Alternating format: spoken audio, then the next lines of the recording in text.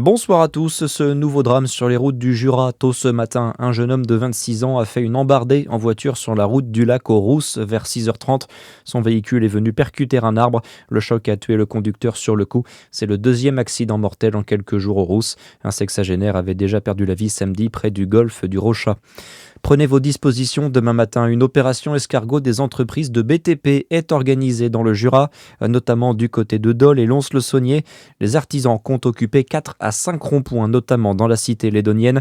Des barrages filtrants seront aussi tenus. Environ 70 entreprises doivent participer au mouvement pour protester contre les prix du carburant et notamment du gazole non routier. 33 postes d'enseignants supprimés et 62 classes fermées. Le Conseil départemental de l'éducation nationale a rendu la version définitive de la carte scolaire de Côte d'Or en 2026 cet après-midi. 9 classes échappent à une fermeture, dont une à Dijon, Beaune ou encore à Varanges. Circulation des TER et des TGV perturbée ce week-end sur la ligne Dijon-Paris. C'est la conséquence de travaux réalisés dans le secteur de Montbard, dans le nord de la Côte d'Or. Les usagers ayant indiqué leurs coordonnées seront informés des interruptions de circulation. La SNCF invite malgré tout à vérifier vos informations de voyage régulièrement. Dans le reste de l'actualité, Florian Montorio fait chevalier de la Légion d'honneur à titre posthume. La nation a rendu hommage ce matin au sergent-chef mort au Liban lors d'une attaque contre des casques bleus ce week-end.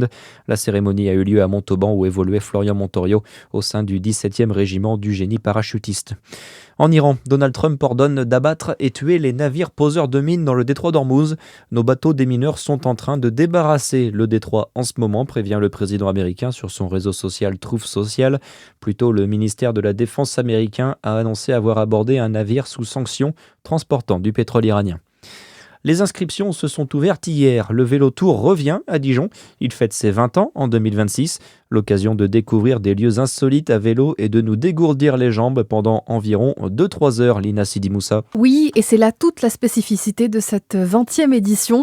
Le Vélo Tour vous fera découvrir des lieux habituellement fermés à ce mode de mobilité dans l'agglomération dijonnaise.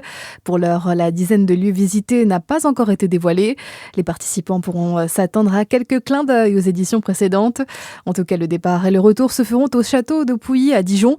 Deux boucles, l'une de 15 km et l'autre de 5 km seront proposées. À vous de choisir au moment de votre inscription. Immanquable des amateurs de vélo dans tout l'Hexagone. Tous les types de vélos y sont acceptés. L'événement est aussi accessible aux enfants de moins de 12 ans et également aux personnes en situation de handicap. Le Vélo Tour aura lieu le 13 septembre prochain. La manifestation sportive qui rassemble 5000 participants chaque année. Des stands de restauration et d'animation seront disponibles sur place. Et puis 1 560 000, c'est le nombre de billets qui seront mis en vente pour les 92 matchs de la Coupe du Monde de basket. Elle aura lieu en 2031 en France. Très bonne soirée sur Fréquence Plus.